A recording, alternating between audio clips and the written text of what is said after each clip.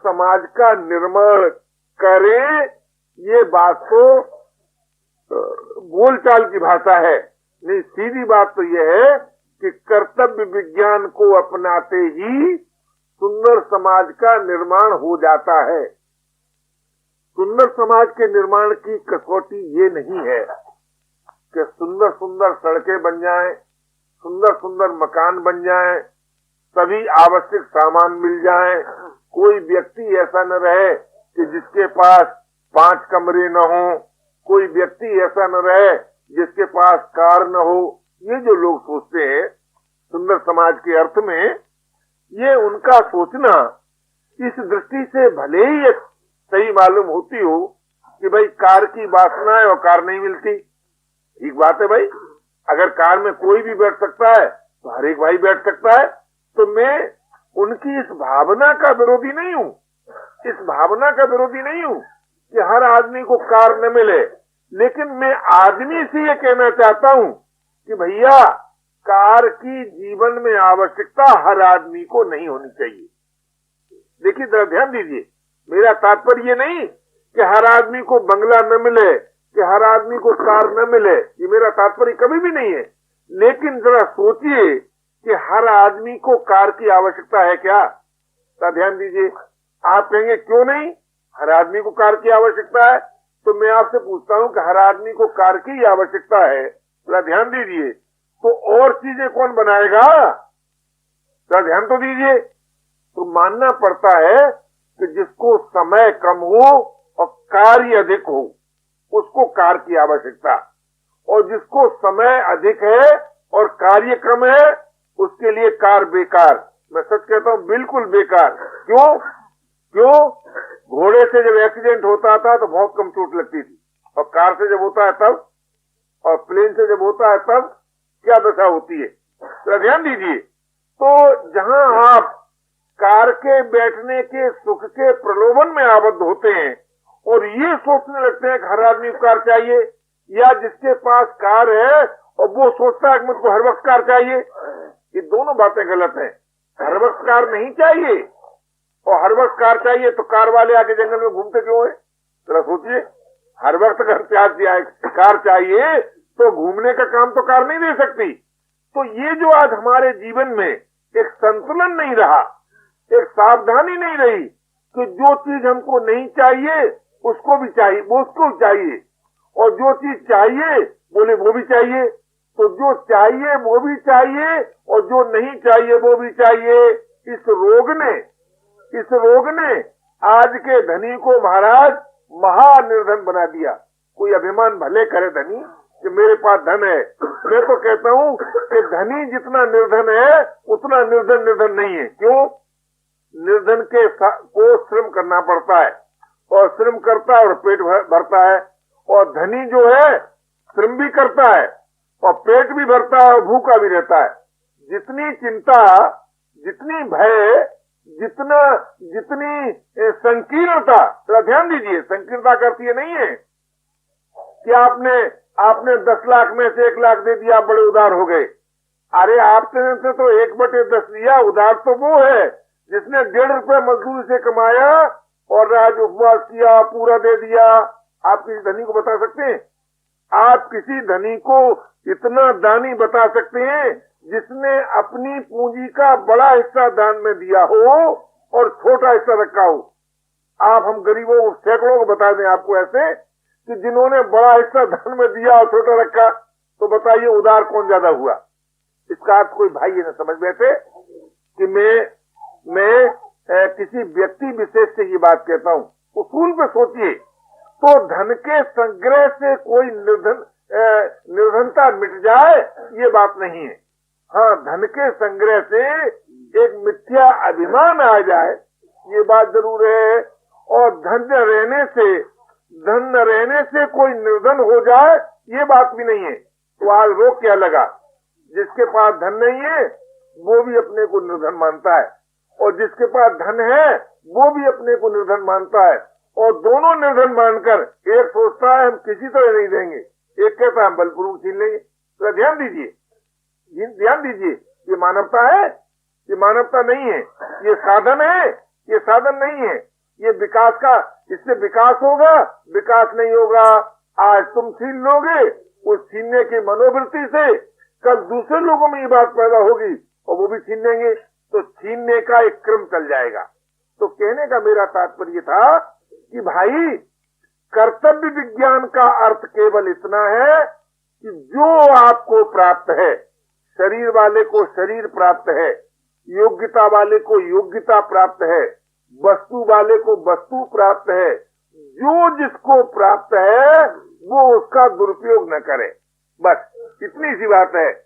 जब हम प्राप्त का दुरुपयोग नहीं करते तो आप जानते हैं एक बड़ा भारी सत्य है, और वो सत्य ये है कि जो प्राप्त का दुरुपयोग नहीं करता उसको आवश्यक वस्तु स्वतः प्राप्त होती है। परंतु आज इस कर्तव्य विज्ञान पर भरोसा नहीं रहा, न तो मुझे मजदूर का दिखाई देता है भाई और न महाजन का दिखाई देता है, और व्यक्तिगत रूप से मजदूर में भी है और महाजन में भी है, सभी में है, लेकिन सामूहिक रूप से नहीं दिखाई देता। क्यों? ये भरोसा अगर होता तो हम 24 घंटे में 8 ही घंटे काम करेंगे, ये बात मजदूर कभी नहीं मानता। उसे तो ये बात मालूम होती कि ये मेरा जो श्रम है, शारीरिक श्रम जो मुझे प्राप्त है, और पढ़े लिखे को मालूम होती कि बौद्धिक श्रम मुझे जो प्राप्त है, इस श्रम से ही मेरी आवश्यकता पूरी होगी। पर ऐसा नहीं मानता, बड़ा भयभीत होता है। एक बार एक मिल के मैनेजर हमसे मिलने आए, हमने पूछा आपको क्या तनख्वाह मिलती है? बोले 1200 रुपये मिलता है। हमने कहा हमें एक बात बता दो कि वो बेपढ़ा लिखा सेठ धन कमाता है कि तुम? तो उसे कहना पड़ा कि हम, तो मालिक तुम कि वो, कि मालिक वो। हमने उसको कैसे कि वो हमको निकाल सकते हैं। तो हमने कहा कि अगर तुम अपनी योग्यता में विश्वास करो, पढ़े लिखे लोग, देखिए सच कहते हैं, लोग कहते हैं कि पूंजीपति ने समाज को बिगाड़ दिया। अगर मुझसे कोई पूछो तो सबसे ज्यादा तो मैंने बिगाड़ दिया, क्योंकि जब भीतराग पुरुष नहीं रहते तो पढ़े लिखे लोग बिगड़ जाते हैं। उसके बाद नंबर आता है पढ़े लिखों ने बिगाड़ दिया, क्योंकि जब पढ़े लिखे बिगड़ते हैं तो राष्ट्र बिगड़ जाता है, और जब राष्ट्र बिगड़ता है तो सारी जनता बिगड़ जाती है, ऐसा नियम है। तो सबसे बड़ा दोषी तो है मैं सब बड़ा दोषी मानता हूँ। तो मैंने उनसे कहा कि अगर पढ़े लिखे लोग ये सोचें कि भाई देखो इस सेठ ने अमुक मैनेजर के साथ अन्याय किया, तो हम नहीं काम करने जाएंगे, तो सेठ बेचारा तुम्हें निकाले? बोले कभी नहीं निकाले। और अगर तुम ठीक सही काम करो, सही काम इस मानी में कि जो योग्यता तुम्हें प्राप्त है उस योग्यता के आधार पर न सेठ के अधिकार का अपहरण होने दो और न मजदूर के अधिकार का अपहरण होने दो, तो कभी झगड़ा पैदा हो? बोले कभी नहीं। लेकिन तुम करते क्या हो कि अपने लालच में सेठ की उस नीति को मान लेते हो जो नहीं मानना चाहिए। और वही दोष हमारे नेता में आया। हमारे नेता ने मजदूर की उस नीति को मान लिया। जरा ध्यान दीजिए, मजदूर की उस नीति को मान लिया जिसे नहीं मानना चाहिए। क्यों मान लिया? इसलिए नहीं कि उन्हें मजदूर के साथ कोई सहानुभूति है, इसलिए कि हर मजदूर के चंदा में से जो हिस्सा मिले वो अपना धन, और पूंजीपति से जो मिले चुपचाप वो अपना धन। तो दोहरा धन बनाकर हर एक व्यक्ति ने धन के संपादन का प्रयास किया और नाम दिया सुधार का। तो सोचिए, निंदा करते हैं धनी की, किस लिए? कि उसके पास धन है, और चाहते क्या है? बोले धन। तो जिस धन ने आज किसी को भी पागल बनाया, तो सोचिए वो धन आपको पागल नहीं बनाएगा। तो भाई इसका नाम सुधार नहीं है, इसका नाम कर्तव्य विज्ञान नहीं है। कर्तव्य विज्ञान का अर्थ केवल इतना है कि अगर आप सचमुच मानव हैं तो जो वस्तु आपको प्राप्त है, शरीर भी एक वस्तु है मेरे भाई, इंद्रियां भी एक वस्तु है, बुद्धि भी एक वस्तु है, मन भी एक वस्तु है, प्राण भी एक वस्तु है। तो जो वस्तु आपको प्राप्त है उसका आप सदुपयोग कीजिए। आज हमसे ये भी नहीं हो पाता कि हम अपने मन से किसी को बुरा न समझें। तो ध्यान दीजिए, आज हमसे ये भी नहीं हो पाता कि हम शरीर को संयमी बना सकें। आज हमसे ये भी नहीं हो पाता कि हम बुद्धि को मन के अधीन न रखें। तो जो चीज आपको प्राप्त है उसी का जब आप सदुपयोग नहीं कर पाते तो जो आगे प्राप्त होगी उसका आप सदुपयोग कर पाएंगे, यदि आप नहीं कर पाएंगे। इसलिए मानव सेवा संघ की नीति में ये बात स्वीकार कर ली गई कि प्रत्येक मानव मानव है और मानव होने के नाते उतना ही महान है जितना कोई भी मानव हो सकता है। एक मिल ओनर जितना मानव हो सकता है, एक मजदूर उतना मानव हो सकता है। एक आंखों का अंधा जितना मानव हो सकता है, एक आंखों वाला उतना ही मानव हो सकता है। कहने का मेरा तात्पर्य है कि परिस्थिति भेद होने से, योग्यता भेद होने से हम मानव में भेद हो जाए, हम मानव में भेद हो जाए, इस बात को मानव सेवा संघ नहीं मानता। तो किस बात को मानता है कि जब मानव होने के नाते हम सब एक हैं तो हमारा आपका वास्तविक जीवन एक है। और वो वास्तविक जीवन कब मिलेगा? जब कर्तव्य विज्ञान, योग विज्ञान, अध्यात्म विज्ञान, आस्तिक विज्ञान और हमारे जीवन में एकता हो। तो मानव सेवा संघ की नीति के अनुसार कर्तव्य विज्ञान का अर्थ है दूसरे के अधिकार की रक्षा और अपने अधिकार का त्याग। अब इस मंत्र को आप मजदूर और महाजन में मिला लीजिए, दो वर्गों में मिला लीजिए, दो देशों में लगा लीजिए, दो संबंधियों में लगा लीजिए। अगर सभी स्थलों पर इस मंत्र से सफलता न हो जाए तो आप जो चाहें सो कीजिए। और फिर क्या होगा भाई? कर्तव्य विज्ञान के आधार पर कैसे समाज का निर्माण होगा?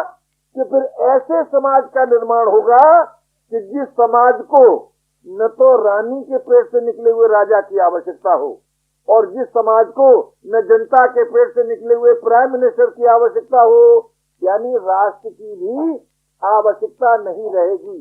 कब? जब जीवन में कर्तव्य विज्ञान होगा तब। अब कर्तव्य विज्ञान किसके जीवन में होगा? मानव सेवा संघ का संबंध में निर्णय है कि ये उपदेश दूसरे को नहीं देना है, ये तो हमको और आपको स्वयं ही, यानी हमको मानना होगा हमारे जीवन में कर्तव्य विज्ञान हो, आपको मानना होगा हमारे जीवन में कर्तव्य विज्ञान हो। तो अपने सुधार से पूर्व जो दूसरे के सुधार की बात कही जाती है, ये सुधारवाद एक पेशा है और मैं भी उसी पेशे में हूँ, क्योंकि मैं भी तो यही ना कर रहा हूँ। लेकिन ये करते हुए मैं आपसे बताता हूँ कि अपना सुधार जो नहीं कर सकता वो किसी का सुधार नहीं कर सकता। सुधार के नाम पर अपनी कामनाओं की पूर्ति कर सकता है। कल मैं विद्यार्थियों से बात कर रहा था तो मैंने कहा तुम किसको बड़ा आदमी मानते हो? तो लोगों ने जवाहरलाल जी का नाम लिया, राजेंद्र बाबू का नाम लिया, बड़े बड़े लोगों का लिया, महात्मा गांधी का लिया, तिलक का लिया। तो मैंने कहा कि सेवा का अंत त्याग में होना चाहिए कि भोग में? तो वही छोटे छोटे बच्चे कहते हैं त्याग में। तो हमने कहा इनमें से कुछ लोगों ने त्याग में अंत किया कि भोग में, या भोग में।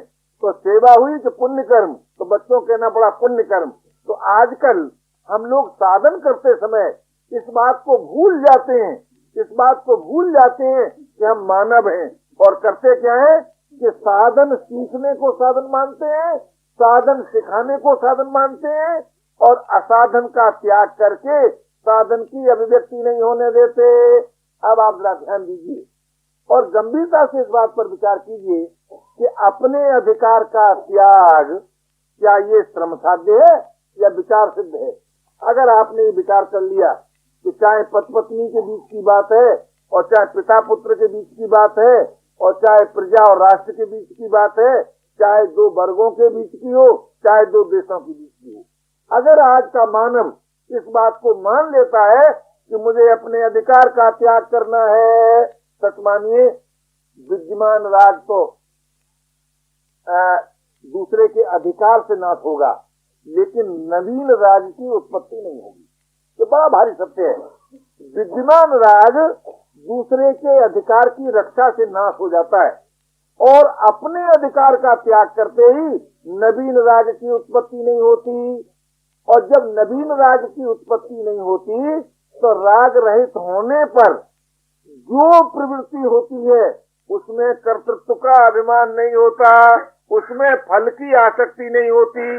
तो आज हमसे भूल क्या हुई कि कर्मयोग को खूब सीखा और खूब सिखाया पर किया नहीं। ध्यान दीजिए, सीखा खूब, सिखाया खूब, किया नहीं। क्यों नहीं किया? कि अपने अधिकार का त्याग आज अवश्य नहीं है, दूसरे के अधिकार की रक्षा में आज आकुलता नहीं है, व्याकुलता नहीं है। व्याकुलता तो ऐसी होनी चाहिए कि हाय हाय, हम अगर दूसरे के अधिकार का रक्षा नहीं करेंगे तो हमारा विद्यमान राग नाश ही नहीं होगा। अगर ये भावना हम और आप स्वीकार कर लें तो हर एक भाई का प्रत्येक प्रवृत्ति द्वारा, आज एक बड़े समझदार साधक हमारे अभिन्न हृदय हमसे कहते हैं कि ये तो एक बंधन हो गया, बड़ी सजगता हो गई। जरा सोचो तो सही, दूसरे के अधिकार की रक्षा बंधन है कि महान स्वाधीनता है। और अपने अधिकार का त्याग कोई श्रम है? लेस मात्र भी श्रम नहीं है। तो जो आप कर सकते हैं अथवा जो आप करते हैं उसमें क्या इस बात का प्रकाश है कि हम दूसरे के अधिकार की रक्षा कर रहे हैं? ऐसा है?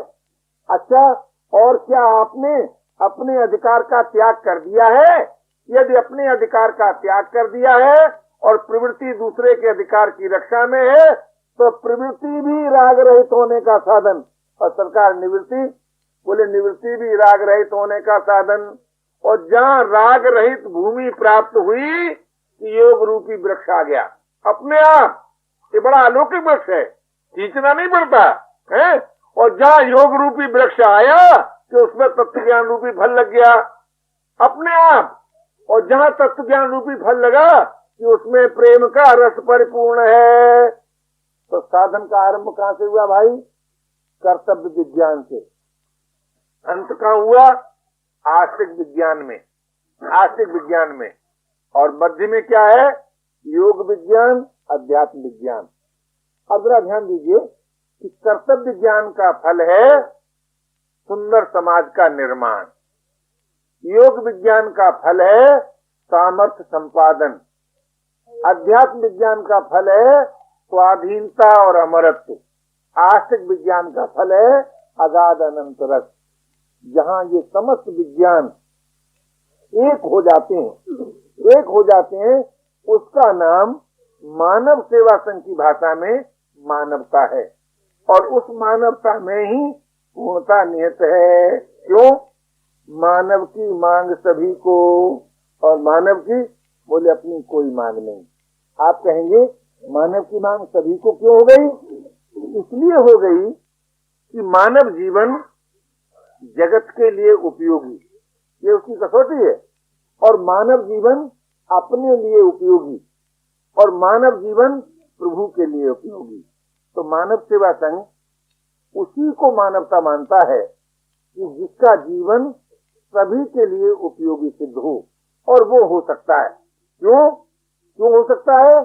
कि उस जीवन के लिए हमें पर की ओर नहीं देखना है। देखिए, मानवता का ह्रास तभी होता है जब मानव जीवन पाकर, चाहे उसकी कितनी भयंकर परिस्थिति हो, कितनी प्रतिकूल परिस्थिति हो, जब मानव होकर ये सोचता है कि मेरे सुख का कारण कोई और हो सकता है अथवा मेरे दुख का कारण कोई और हो सकता है, यही सबसे बड़ी अमानवता है। और ये मानव के लिए बड़े ही कलंक की बात है कि मानव जीवन पाकर कोई ये सोचे कि मुझे किसी और से सुख मिलेगा और मुझे किसी और ने दुख दिया है। भाई, ये बात जब तक हम लोग सोचते रहेंगे, सच पूछिए, मानव जीवन का महत्व नहीं जान सकते। और जब मानव जीवन का महत्व ही नहीं जान सकते तो मैं आपसे पूछता हूँ, साधन का प्रश्न क्या ब्रह्म में पैदा हुआ? साधन का प्रश्न क्या ब्रह्म में है या साधन का प्रश्न जगत में है? न जगत में साधन का प्रश्न है सरकार, न ब्रह्म में साधन का प्रश्न है। साधन का प्रश्न है मानव में। इसलिए साधन का उत्तरदायित्व मानव मात्र पर है। और वो साधन हमें तभी प्राप्त हो सकता है जब हम इस बात को स्वीकार कर लें कि कर्तव्य विज्ञान के द्वारा हम सुंदर समाज का निर्माण बनाएंगे, सुंदर समाज का निर्माण करेंगे। योग विज्ञान के द्वारा हम सामर्थ्य संपन्न हो जाएंगे, अध्यात्म विज्ञान के द्वारा हम अमर हो जाएंगे, और आस्तिक विज्ञान के द्वारा हम अगाध अनंत रस की उपलब्धि करेंगे। ये जिसका उद्देश्य है, और जो स्वाधीनता पूर्वक इस उद्देश्य को पूरा कर सकता है, मेरे विचार से उसी का नाम मानव है, और उसी की मांग जगत को भी है, प्रभु को भी है। तो